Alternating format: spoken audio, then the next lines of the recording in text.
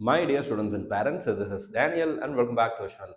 NEET UG 2026 ரிலேட்டடாக மிக முக்கியமான ஒரு அப்டேட்டை நேஷனல் டெஸ்டிங் ஏஜென்சி ரிலீஸ் பண்ணியிருக்காங்க. நமக்கெல்லாம் தெரியும், வருகிற 21ஆம் தேதி, ஜூன் மாதம் 21ஆம் தேதி ரீநீட் எக்ஸாமினேஷன் அப்படிங்கிறத நடத்த போகிறாங்க.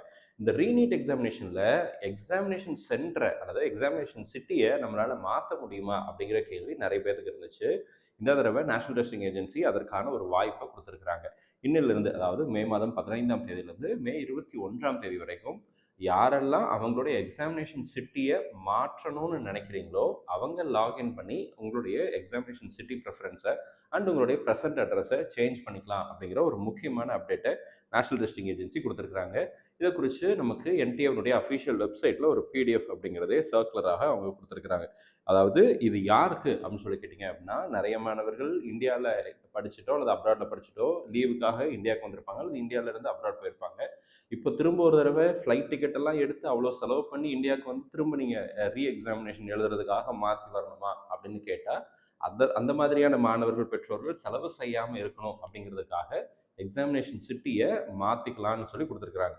இது வெளிநாட்டு மக்களுக்கு மட்டும் இல்லை, இந்திய மக்களுக்குமே, நம்மளுடைய தமிழ்நாடு ஸ்டூடெண்ட்ஸுக்குமே இது வந்து அப்ளிகபிள் ஆகும். பிகாஸ் வேறு சென்டரில் வேறு இடங்களில் படிச்சுட்டு இருந்திருப்பாங்க. இப்போ லீவுக்காக எல்லாமே முடிஞ்சிருச்சு, எக்ஸாம் முடிஞ்சதுக்கப்புறம் நம்ம வந்து கண்டிப்பாக அவங்கவுங்களுடைய சொந்த ஊர்களுக்கு அல்லது வேறு இடங்களுக்கு சென்றிருந்திருப்பாங்க. அந்த இடத்துலையே நம்ம எக்ஸாமினேஷன் சிட்டியை நம்ம என்ன பண்ணிக்க முடியும்னா கொடுத்துக்க முடியும். ரெண்டு விஷயங்களை நீங்கள் சேஞ்ச் பண்ணலாம். உங்களுடைய ப்ரெசன்ட் அட்ரஸை உங்களால் சேஞ்ச் பண்ண முடியும். வருகிற 15ஆம் தேதியிலிருந்து 21ஆம் தேதி, மே மாதம் 21ஆம் தேதி வரைக்கும் you can change the present address and examination சிட்டியினுடைய ப்ரிஃபரன்ஸை நீங்கள் வந்து என்ன பண்ணிக்கலாம்னா சேஞ்ச் பண்ணிக்கலாம். மொத்தம் 3 சிட்டி கொடுக்கணும்.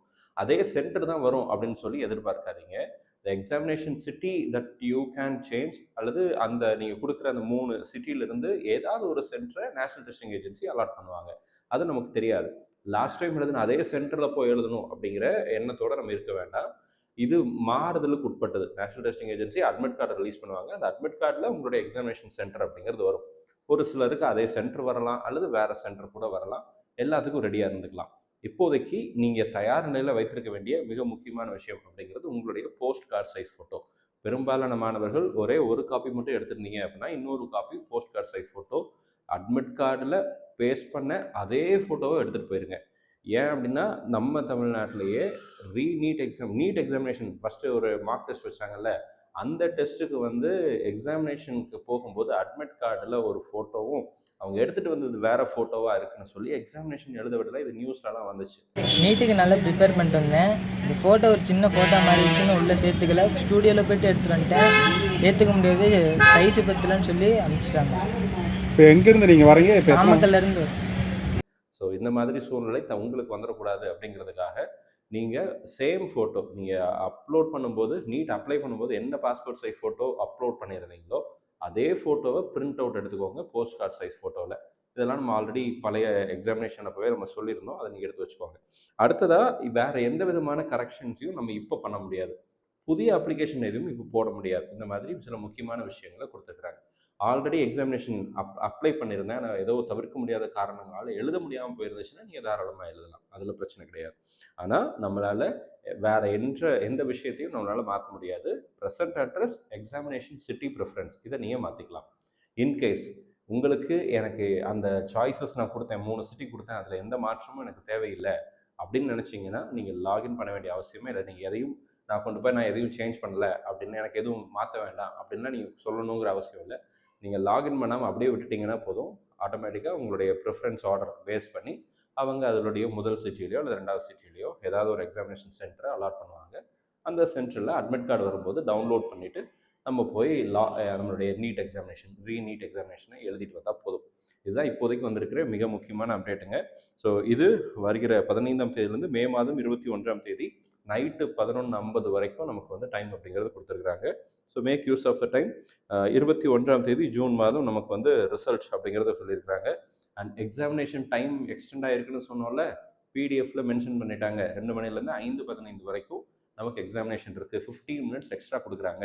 நிறைய பேருக்கு 15 மினிட்ஸில் நம்ம வந்து அந்த இடத்துல சைன் பண்ணுறதுக்கு அதுக்கு தான் யூஸ் பண்ணுவாங்களா, ஆன்சர் பண்ணலாமா அப்படின்னு கேட்டால் அப்படிலாம் இல்லை.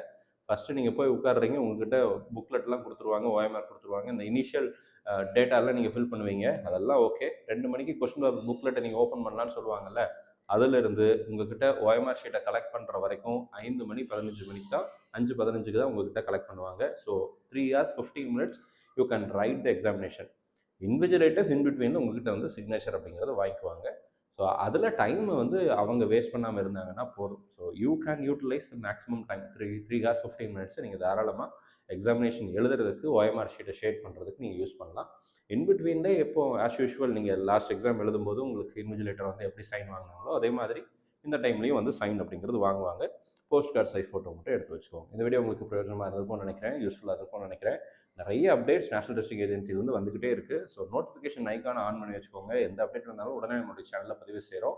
அந்த இன்ஃபர்மேஷன் எல்லாமே உங்களுக்கு கண்டிப்பாக யூஸ்ஃபுல்லாக இருக்கும். இன்னையிலிருந்து 21ஆம் தேதி வரைக்கும் இந்த அப்டேட் அப்படிங்கிறத நம்ம பண்ணிக்கலாம். எந்த சேஞ்சும் பண்ண வேண்டாம்னு அப்படியே விட்டுருங்க. எக்ஸாமினேஷனுக்கு படிங்க. அது ஆட்டோமேட்டிக்காக அலாட்மெண்ட் அட்மிட் கார்டு அப்படிங்கிறது வரும். அந்த டைமில் நம்ம எக்ஸாமினேஷன் அப்படிங்கிறது எழுத போய்க்கலாம். All the very best and thank you so much. இந்த வீடியோ உங்களுக்கு பிடிச்சிருந்துச்சு அப்படின்னா மறக்காம வீடியோ லைக் பண்ணிட்டு உங்களோட ஃப்ரெண்ட்ஸ்க்கும் ஷேர் பண்ணிடுங்க. நம்ம வீடியோ பார்க்கக்கூடிய மாணவர்கள் மற்றும் பெற்றோர்கள் வருகிற நீட் எக்ஸாமினேஷனில் நல்ல மதிப்பெண்கள் பெற்று அவங்களுக்கு நல்ல அரசு மருத்துவக் கல்லூரியில் இடங்கள் கிடைக்கும்னு சொல்லி உங்களுக்கு அப்ளை பண்ணிக்கிறேன். All the very best and thank you so much.